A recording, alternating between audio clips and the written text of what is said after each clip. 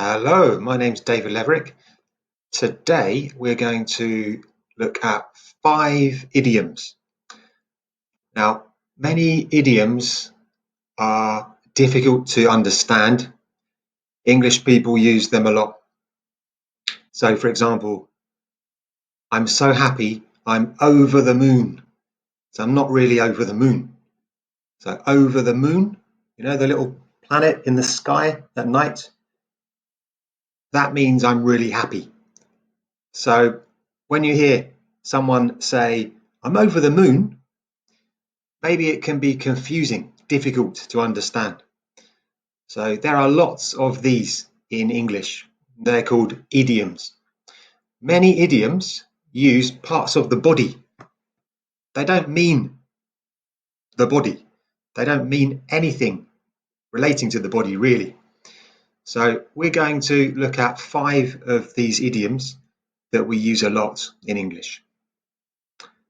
So let me show you now.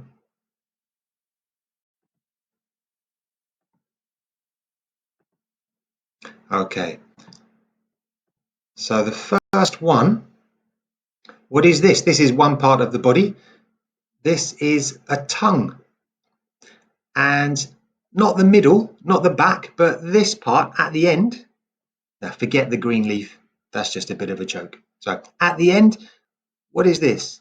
The middle? No. The back? No. It's the tip. So we have this idiom. It's on the tip of my tongue. It's on the tip of my tongue. So you try to remember. You try to remember a word, or maybe you try to remember someone's name. You're really, really, really near to remembering. It's going to come soon, but not yet. So, for example,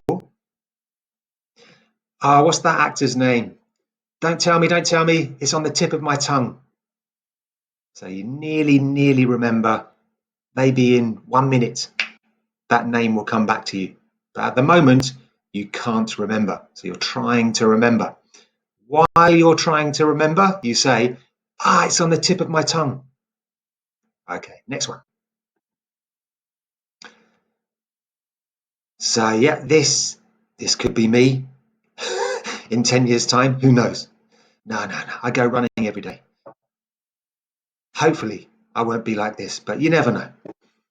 Okay, enough about me. So back to the idioms. Now, this man, he kind of loves himself, right? He loves himself. He used to be a nice guy, but now he kind of loves himself. So we have this expression. So there's the body part, head. There's his head. So we say, it's gone to his head. It could be it's gone to her head. You know, these idioms could be her or his, a man or a woman. So, for example, Chris was really kind when I started my job, but now he's the boss. It's really gone to his head. He kind of like loves himself now. Before he was nice, but now he thinks he's special. Okay, next one. So what is this lady doing? Well, the part of the body, what do you think? What's the part of the body we use? She's falling over. So some part of her body has become weak. She can't stand up. It's kind of romantic. Go weak at the knees. Go weak at the knees. So the knees, if I can just point them out, the knees are the parts of her leg that she bends. Bend your knees. If your knees are weak, then you cannot stand up. So weak, what's the opposite of weak? Strong. So why is this lady weak at the knees? Okay. Our new postman is gorgeous. So gorgeous. What's that? Gorgeous is like really beautiful or really handsome. For a man, handsome. Beautiful for a woman. Every time I see him, I go weak at the knees. So she really, really, really likes her new postman. Okay, look at this man. He's someone's boss. It looks like he's joking. It's a little bit of a horrible joke, maybe. So in England, sometimes we have quite a dark sense of humour. We're just joking, but maybe you think we're serious. So in that situation, we say this: pull your leg. So for example, you're fired. So you lose your job. Yeah, you're fired. Only joking. Seriously, don't worry. I'm just pulling your leg. So that means I'm not serious. I'm not being serious, really. Okay, usually some kind of slightly dark or slightly horrible joke, which unfortunately, I've got to be honest, English people do a lot. It's our kind of sense of humour. That and sarcasm. Okay, last one. What is this man doing? He's holding out his, what's this part of the body? That's right, his hand. So he's helping someone.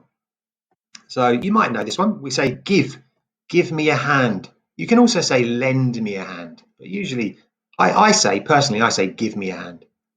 So it's when you want someone, you ask someone, please help me. You say, give me a hand. So for example, I've got to work late tonight, so can you give me a hand? Like, can you help me? Can you make dinner for the kids? Maybe she's working late at the office and she wants her husband to cook the dinner for the kids because he's at home before her. Yeah. You can also ask, you can also say the opposite. You could say, oh, I'll give you a hand. So not a question, but oh, those books look really heavy. Let me give you a hand. Let me give you a hand. Yeah, let me help you. Okay, so it could be a question or not.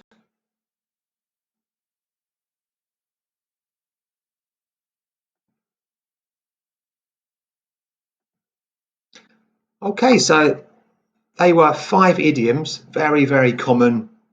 People use those every day. Hopefully, you can remember those. There'll be more videos to come.